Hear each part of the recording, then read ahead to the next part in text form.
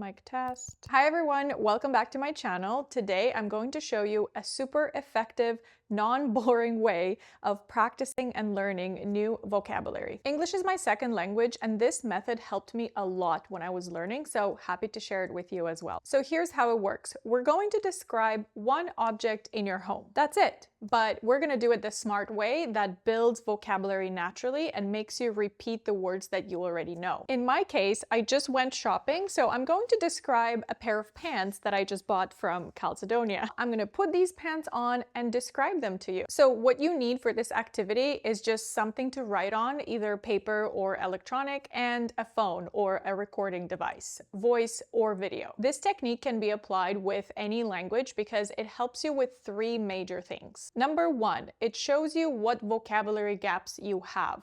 Words that are missing, expressions or idioms depending on your level. Number two, it activates your passive vocabulary, which is words that you understand but you don't use in your day-to-day life. And number three, it helps you identify which words and expressions you need in order to become as fluent as you are in your native language. And the best part, this works for any level, starting with A2 all the way to C1 or C2. Okay, so I divided this method into 4 easy steps. So step one, pick an object. It can literally be anything from your toothbrush to your air fryer to your smart TV to your armchair, literally anything. Do you want to be in the video? Step two, you're going to describe the object in your native language. In my case, these pants. When you're describing an object in your native language, just be relaxed and think about how would you talk about this object naturally. What does the object look like? What do you use it for? What's it made of? Where did you buy it from? Why did you buy it from there? Just as much information as you have about that specific object. Then record yourself saying all that. It could be just a voice note or a video recording. So then you can follow this little script you have when you have to convert it into English. Okay, so I put these on and right off the bat, I can tell you that they fit really well around the waist. And the waist is elastic. They are made of a soft, stretchy fabric, and they are straight leg. Hold on. Okay, so you can see they're straight, but have a little bit of flare at the bottom, which means they go like this. The material is pretty thick, but it's breathable and soft enough to be able to move around and not feel any tightness anywhere. I like that they are long enough, so if I would be wearing a shoe with a bit of a sole, they would just cover the back of my leg really nicely all the way to the floor. You can tell they fit me like a glove. They're pretty tight around the waist, but because they're so stretchy, it doesn't feel tight at all. I also like that they're pretty flowy, like if I were to move, they have this dimension, they're moving around with me, and they look a little bit more elegant than just normal lounge pants. I think these are really great for traveling and especially being on a plane for longer than a few hours.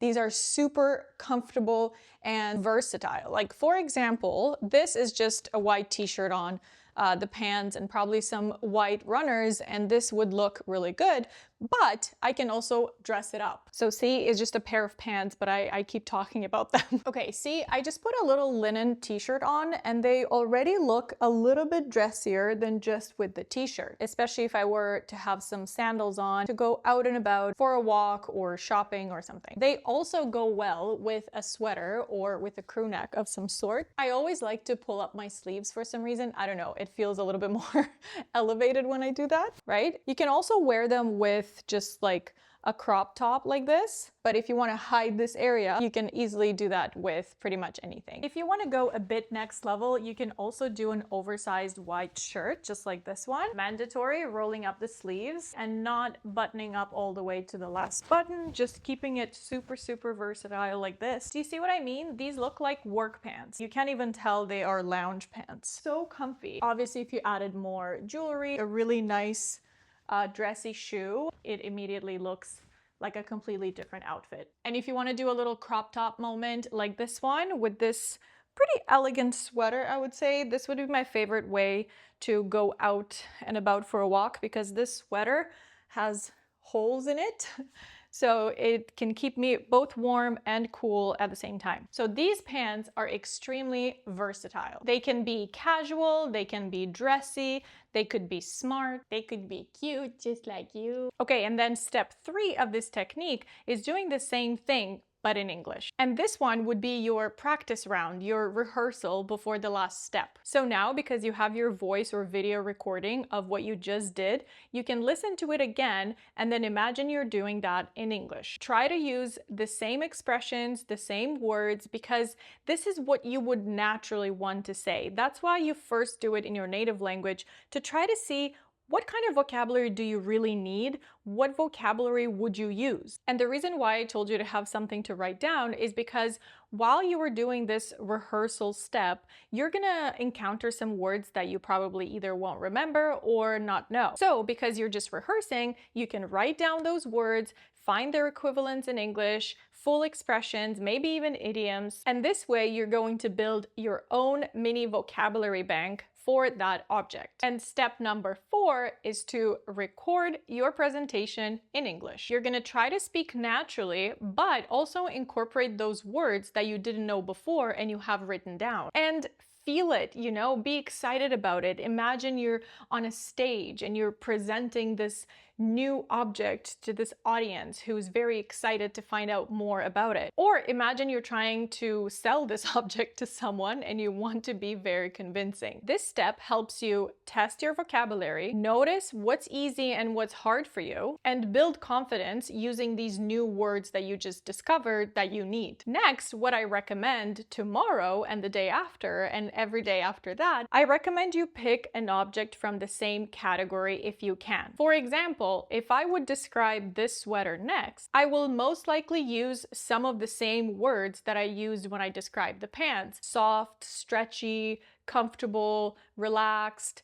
casual, dressy, smart. But then I would have some new words like neckline and sleeves and holes. So this is how you will rotate the words that you previously used in your previous object and find new words that you need for the new object, because they're all from the same category, but they do different things, or they look differently. You can repeat this method every day with a different object, and you're going to notice how much faster your vocabulary improves. I suggest you stay organized and you name your recordings, for example, pants, native language, pants, English, sweater, native language, sweater, English, because in a month or two, you're maybe going to want to do pants again, and then you're going to notice how much easier it is for you to describe them and how much faster you come up with the words that you need. And there's nothing better and there's nothing more motivational than to see your progress. Imagine how many objects you have in your house, how many categories, how many rooms. Your house should become your English zone.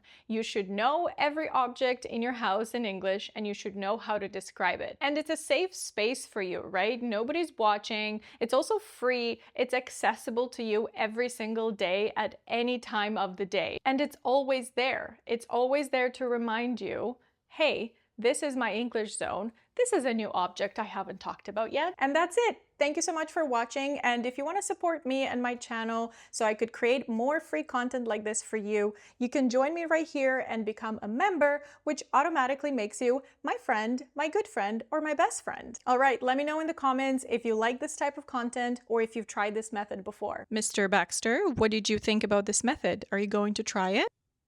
I think that was a yes.